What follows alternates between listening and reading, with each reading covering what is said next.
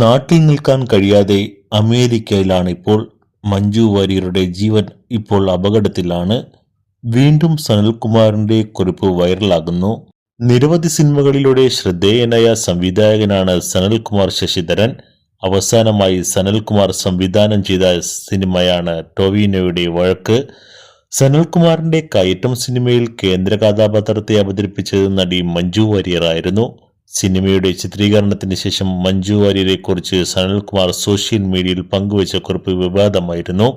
കുറിപ്പിനെതിരെ നടി പോലീസിൽ പരാതിപ്പെടുകയും സനൽകുമാറിനെ അറസ്റ്റ് ചെയ്യുകയും ചെയ്തിരുന്നു. സമൂഹ മാധ്യമത്തിലൂടെ തന്നെ അപമാനിച്ചതിനാണ് മഞ്ജു വാര്യർ പരാതി നൽകിയത്. പിന്നാലെ സനൽകുമാർ ബഹളം വയ്ക്കുകയും തന്നെ കൊല്ലാനുള്ള ശ്രമമാണെന്ന് ഫേസ്ബുക്ക് ലൈവിലൂടെ ആരോപിക്കുകയും ചെയ്തു. ഇപ്പോഴിതാ മഞ്ജു വാര്യരുമായി ബന്ധപ്പെട്ടുള്ള കുറിപ്പുമായി വീണ്ടും എത്തിയിരിക്കുകയാണ് സനൽകുമാർ.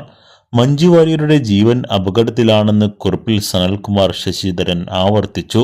മഞ്ജു വാര്യരുടെ ജീവന് ഭീഷണിയുണ്ടെന്ന് 3 വർഷം മുമ്പ് താൻ പോസ്റ്റിൽ പറഞ്ഞിരുന്നു. അതേ തുടർന്ന് അവരുടെ തന്നെ പേരിൽ ഉണ്ടാക്കിയ ഒരു കള്ളപ്പരാതിയിൽ എന്നെ പോലീസ് അറസ്റ്റ് ചെയ്തതും ഓർമ്മയുണ്ടാകും.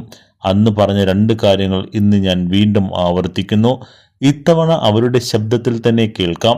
എന്റെ അറസ്റ്റിന് ശേഷം 2022 നവംബറിൽ മഞ്ജു വാര്യർ ഒരു അപരനാമത്തിൽ ഫേസ്ബുക്ക് വഴി എന്നെ ബന്ധപ്പെടുകയായിരുന്നു. എന്റെ ജീവന് വേണ്ടിയുള്ള ചേസിംഗ് കൂടിയപ്പോൾ എനിക്ക് നാട്ടിൽ നിൽക്കാൻ കഴിയാത്ത അവസ്ഥയിൽ ഞാനിപ്പോൾ അമേരിക്കയിലാണ്.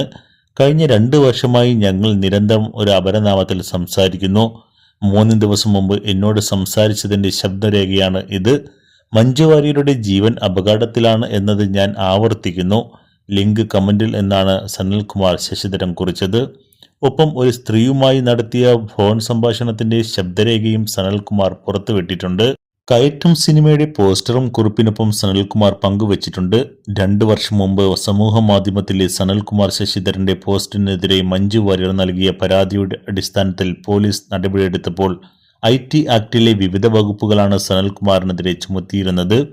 സംവിധായകന്റെ പുതിയ കുറിപ്പ് സമൂഹ മാധ്യമങ്ങളിൽ ചർച്ചയായി മാറിയിട്ടുമുണ്ട്. അന്തർദേശീയ പുരസ്കാരങ്ങൾ നേടിയ S. ദുർഗയ്ക്കും ജോലിക്കും ശേഷം സനൽകുമാർ ശശിധരൻ സംവിധാനം ചെയ്ത കയറ്റത്തിന്റെ ട്രെയിലർ 4 വർഷം മുമ്പ് പ്രേക്ഷകരിലേക്ക് എത്തിയിരുന്നു.